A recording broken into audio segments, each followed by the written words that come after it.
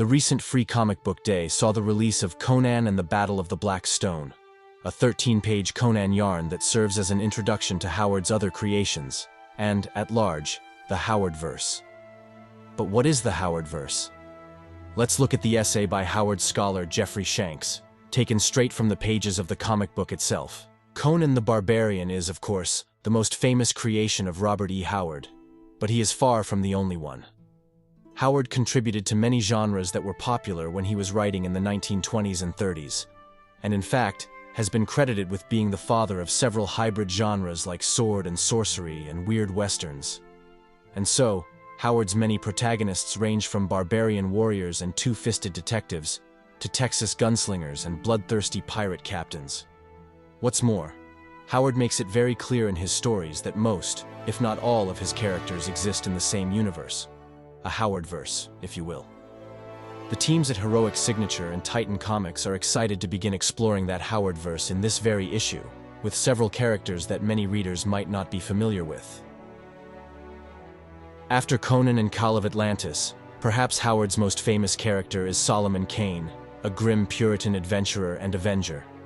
Dark Agnes de Chastillon, the fiery, crimson-haired swordswoman of 16th century France, certainly deserves to be better known as she is one of Howard's best protagonists.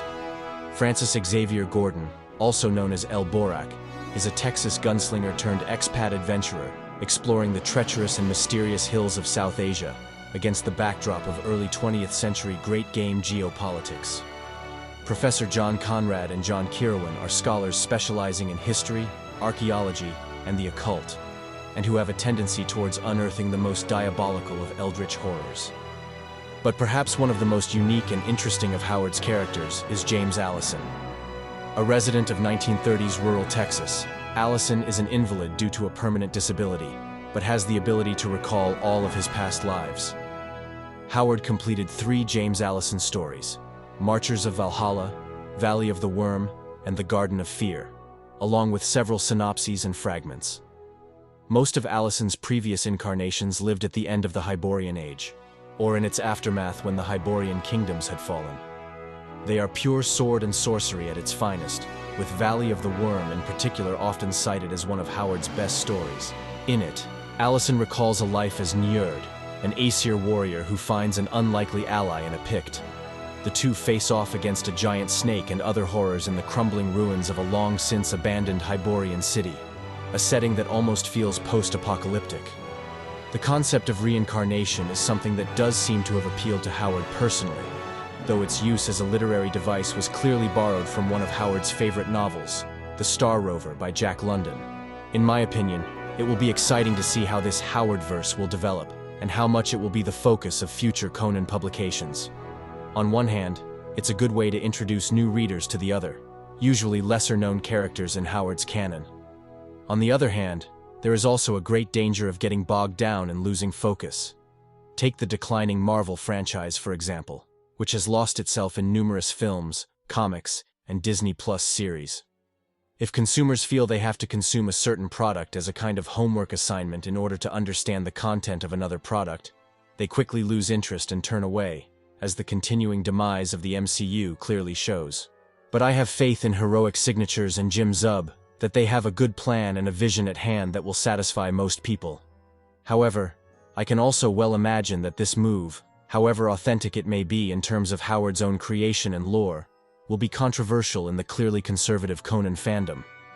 The Conan story that introduces the Howardverse is short and direct.